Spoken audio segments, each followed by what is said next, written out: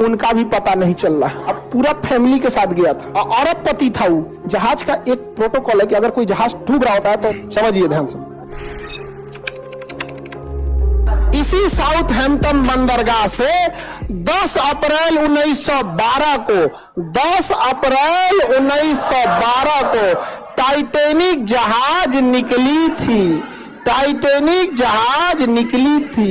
आई ससुरी 14 अप्रैल को जाके डूब गई। 14 अप्रैल को जाके डूब गए। बताइए, नए नए जाके डूब गए यहाँ पे जहाज। इसका नाम रखा गया था अनसिंकेबल, जो कभी डूब नहीं सकता है। पहले यात्रा में डूब गया यहाँ पर।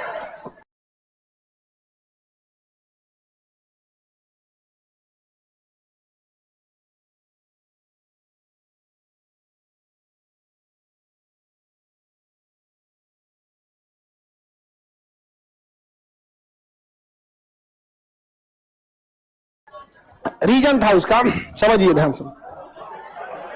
ये साउथहैम्पटन से निकला, एकदम फर्स्ट क्लास निकल गया था। जब यहां पहुंचा तो ये है आपका बफिन की खाड़ी। यहां से निकली थी लेब्राडोर की ठंडी जलधारा। ये एरिया को बर्फ बना देती है। तो इस एरिया में बहुत ज्यादा बर्फ रहते हैं, बहुत ज्यादा बर्फ। इसे यहाँ के कैप्टन थे टाइटैनिक के, विलियम मडोक। इन्हें वार्निंग दिया गया था कि बर्फ बहुत ज्यादा है, संभल के चलिएगा। तो जिसने वार्निंग दिया था ना, उनसे इनका स्टूडेंट लाइन में थोड़ा सा नहीं होता है तो ईगो पे अनसिंकेबल धाए दे लेके चल दिए। मौसम धुंधला था, उस समय रडार नहीं हुआ करते थे।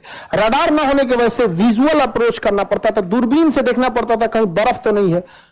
अचानक से इन लोग को धुंधला धुंधला दिखा, देखा ध्यान से कि बाप रे बाप, बर्फ है। बर्फ बर्फ की खासियत है, जितना दिखता है उससे 9 गुना नीचे होता है। बर्फ का दिखने वाला भाग 1/10 और अंदर रहता है 9/10, यानी 10 भाग में 1 भाग दिखता है और 10 भाग में 9 भाग अंदर है। अब इनको ससुरा 3 मंजिला इतना बर्फ का चट्टान दिखा, तो 27 मंजिला नीचे होगा। और इस ससुरा तो नहीं, अभी वार्निंग दे रहा है कि टर्न मारो, टर्न मारो। टर्न मारते मारते मारते कितना इतना बड़ा आते इतना स्पीड में था कि टर्न मारा। और जब वो वार्निंग दिया तो कुछ देर बाद वहां सुना सब इंजन के पास शांति से घूम रहा था। अनसिंकेबल है हम यहाँ पे जाके लड़ा, अब पेंदिए फाड़ दिया उसका, पेंदी फाड़ दिया उसका। टाइटैनिक में हो गया सुराख। टाइटैनिक जहाज इतना जल्दी नहीं डूबेगी। कोई पानी वाली जहाज डूबने में कम से कम 7-8 घंटा लगाती है। एगो कटोरा तो नहीं डुबा के देखिए ना टब में, भागेगा इधर उधर। एगो पानी बोतल, एगो 5 लीटर का गैलन खोल दीजिएगा, उसको डुबाइएगा, देखिए जल्दी नहीं डूबेगा। एक आध मिनट तो भी ले लेगा। दिक्कत क्या हुआ, तो डूबने लगा। ये कैप्टन को लग गया, विलियम मडोक को, तो गया अनसिंकेबल गैलो। अनसिंकेबल गया। उसने कहा कि इवैक्यूएट, खाली कराया जाए। क्या किया जाए? खाली। तो जितने बिजनेस क्लास वाले थे, अमीर लोग, जिनका किराया लाख रुपया था, उनको पहले लाइफ बोट में भरा गया। जिस लाइफ बोट की क्षमता 20 आदमी की थी, उसमें 2 आदमी को भेजा गया। 3 आदमी, अमीरों को दिक्कत न हो। लेकिन हमेशा याद रखिएगा, रेडी फॉर वर्स्ट कंडीशन। जीवन में सफल होना है तो एक कंडीशन हमेशा याद रखिएगा, कुछ भी काम करने जाइए अपने आप से कहिएगा रेडी फॉर वर्स्ट कंडीशन, सबसे बुरे समय के लिए तैयार रहिए। और हम हिंदुस्तान वाले काहे डूबते हैं? एगो दुकान खोलेगा, कहेगा कि अच्छा खर्चा है 30,000, 50,000 तो आइए जाएगा। अरे तुम अच्छे कंडीशन के लिए रेडी हो, रेडी फॉर वर्स्ट कंडीशन। 30,000 का खर्चा अगर 10,000 भी नहीं आया और ऐसा 6 महीना अटक गया, लॉकडाउन लग गया, व्हाट विल यू डू?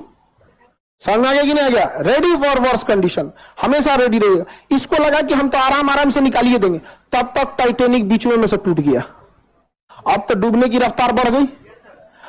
अब हो गया अफरा तफरी। अब बोट हो गई कम। शुरुआत में जिसकी बोट की कैपेसिटी थी 20 आदमी की, उसमें भेजा 5 आदमी, 2 आदमी। बाद में वो 20 आदमी वाले पे उतार दिया 50 आदमी, वो डूब गया। अब इतना तेजी से टाइटैनिक डूबने लगा कि लोग लाइफ जैकेट पहन के कूद गए। उसमें भी कोई दिक्कत नहीं होता। बर्फ था, -2 डिग्री टेम्परेचर था, टेम्परेचर ठंडी से मर गया सब। ऐसे पानी में कूद जाते लाइफ जैकेट पहन के तो कोई दिक्कत नहीं था। बड़ी मछलियां ऊपर नहीं आती हैं, बड़ी मछली नीचे अपना ताम झाम करते रहते हैं। वो बड़ी मछली ऊपर काहे आने वाली है?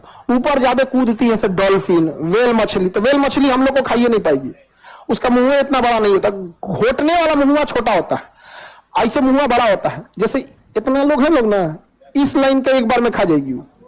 लेकिन घोट नहीं पाएगी, इतना बड़का मुंह खोलती है। घोट, अब हम ही लोग हैं, हाथ ना मुंह में भर लेते हैं, क्या हड़ाक दे घोट पड़ते हैं? अब भरने का तो भर लिया नहीं देखते कभी कभी पानी पूरी वाला 3 को घुसा देता मुंह में से, आदमी घूम जाता है, गुस्सा आराम से खिलाने दो।